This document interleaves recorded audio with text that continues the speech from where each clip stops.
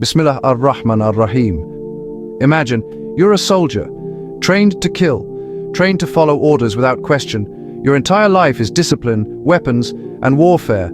Then, one night in a war-torn village, you see an old man standing calmly amid chaos, bullets flying, buildings burning, clutching a Quran, and looking at the sky with perfect peace. In that moment, everything you thought you knew about strength shatters. Now imagine, you're living in a remote African village. For generations, your people have worshipped spirits and ancestors. Then a stranger arrives on foot, carrying nothing but a worn book. He doesn't preach, he doesn't pressure. He simply shows you something your soul has been starving for. Today I'm going to tell you two extraordinary stories. One from the heart of Europe, one from the depths of Africa. Both ending the same way, with thousands declaring La ilaha illallah. Before we begin, send salawat upon the Prophet Muhammad. Type Sallallahu Alaihi Wasallam in the comments, and may these blessings illuminate our path. Welcome to Roots of Islam. Subscribe now, because these stories will shake you. Leon's story, from battlefield to sajda. Let me introduce you to Leon Müller, a name I'm using to protect identity, but the story is real. Leon was a German soldier, not just any soldier. He was elite, special operations, the kind of man who could disassemble a rifle blindfolded, survive in any terrain, and carry out missions others couldn't handle. He grew up in a secular German family. No religion, no spirituality, just science, reason, and national duty. Religion is for the weak, Leon used to say. We don't need fairy tales. We need strength.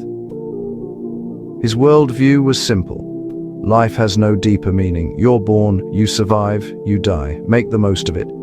But deep down, Leon was empty. After missions, he'd drink until he couldn't think. He'd party until exhaustion took over. Anything to silence the questions haunting him. What's the point of all this? Why does violence never end? Is this all there is? The night that changed everything. In 2015, Leon's unit was deployed to the Middle East, a peacekeeping mission that became anything but peaceful. One night, they were conducting operations in a small Syrian village that had been caught in crossfire. Buildings were destroyed, civilians were fleeing, smoke and screams filled the air. Leon's squad secured the perimeter when he noticed something strange. An elderly man, maybe 70 years old, stood outside a half-destroyed mosque. He wasn't running, wasn't hiding. He was standing still. In his weathered hands, he held a book, the Quran. Bullets echoed in the distance. Debris fell around him. Yet this old man's face was completely calm. His eyes looked upward. His lips moved softly, reciting verses Leon couldn't understand. "Get down!" Leon shouted in broken Arabic. "It's not safe!" The old man looked at Leon with eyes that held no fear, only peace. "I am already safe, my son," he said in English. "I am with Allah." Then he smiled. Not a nervous smile, a genuine, tranquil smile. Leon was shaken to his core. He'd seen men face death before, some screaming, some frozen, some begging, but he'd never seen someone face death with joy. That image haunted Leon for weeks. The search begins. Back at the base, Leon couldn't sleep. Every time he closed his eyes, he saw that old man's peaceful face. How could he be so calm? Leon asked himself repeatedly. What did he know that I don't? Finally, curiosity overcame him. Leon went online and searched for a German translation of the Quran. Late at night, in his small barracks room, he began reading. He started with Surah Al-Fatiha. The words seemed simple, yet profound. In the name of Allah, the most gracious, the most merciful. Something stirred in his chest. He continued to Surah Al-Ikhlas. Say, He is Allah, the One, Allah, the eternal refuge. He neither begets nor is born, nor is there to him any equivalent. Leon stopped, read it again and again. One God, no confusion, no complexity, just one. For a man who'd been searching for clarity in chaos, this simplicity was revolutionary, the secret convert. Over the following months, Leon read the entire Quran in German. He watched lectures online. He studied Islamic history. Everything resonated. The concept of submission to God made sense.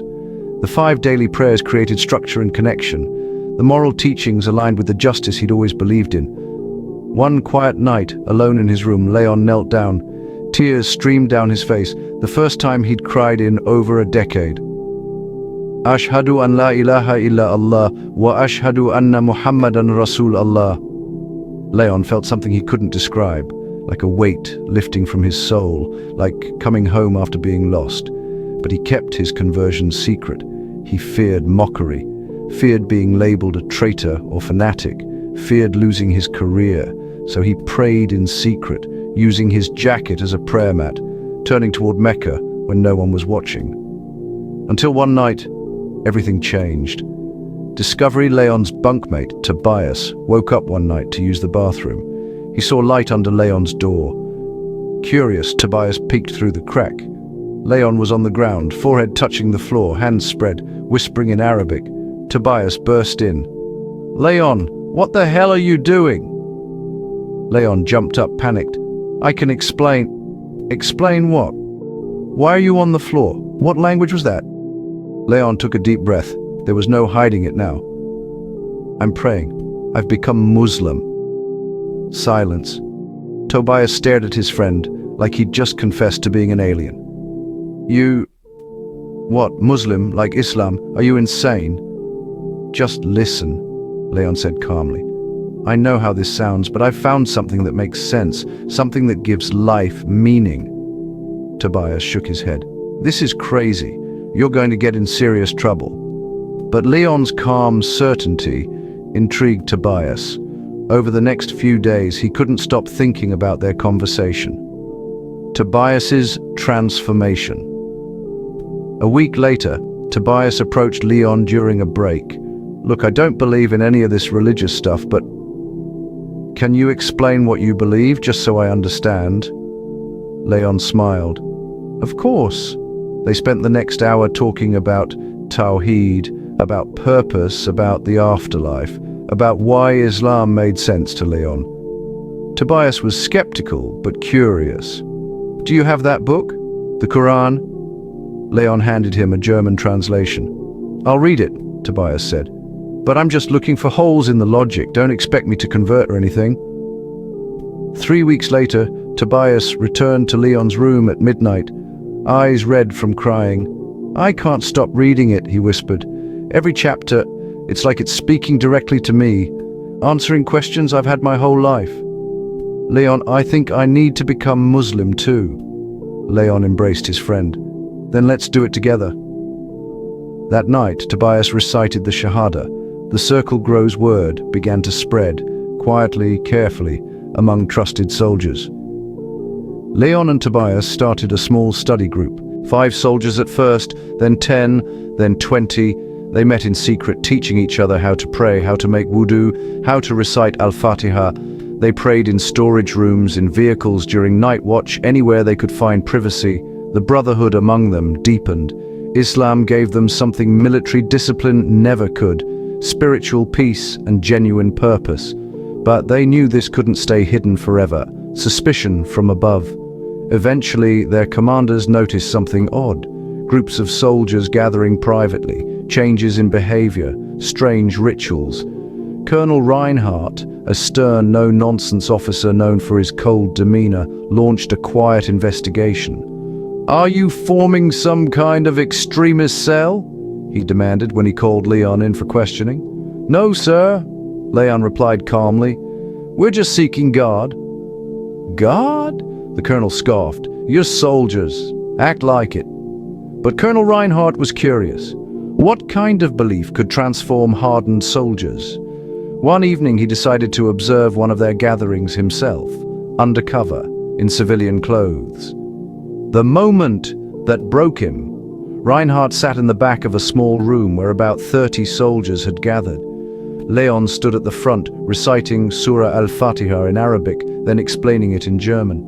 The soldiers listened with rapt attention. No phones, no distractions, just focus. When Leon finished, they all stood in rows and performed Maghrib prayer together. Reinhardt watched, transfixed, as these tough men, warriors he'd commanded in combat, bowed and prostrated with complete humility. The recitation echoed through the room, soft, melodic, powerful.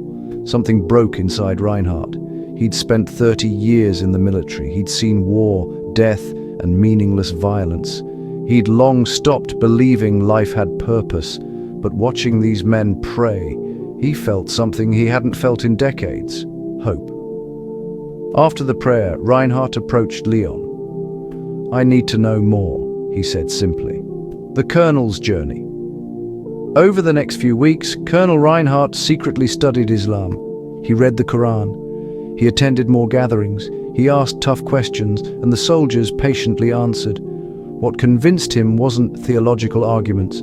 It was the transformation he witnessed in his men. Soldiers who'd struggled with PTSD found peace. Those who'd been angry and violent became patient and kind. Men who'd turned to alcohol now turned to prayer. One evening, in Leon's small room, Colonel Reinhardt made his decision. "I want to become Muslim," he said, voice shaking. Leon could barely believe it. "Sir, are you certain? This could end your career." "I don't care," Reinhardt replied. "I've spent my life serving a country. I want to spend what's left serving God." He recited the Shahada that night, tears streaming down his weathered face. The turning point.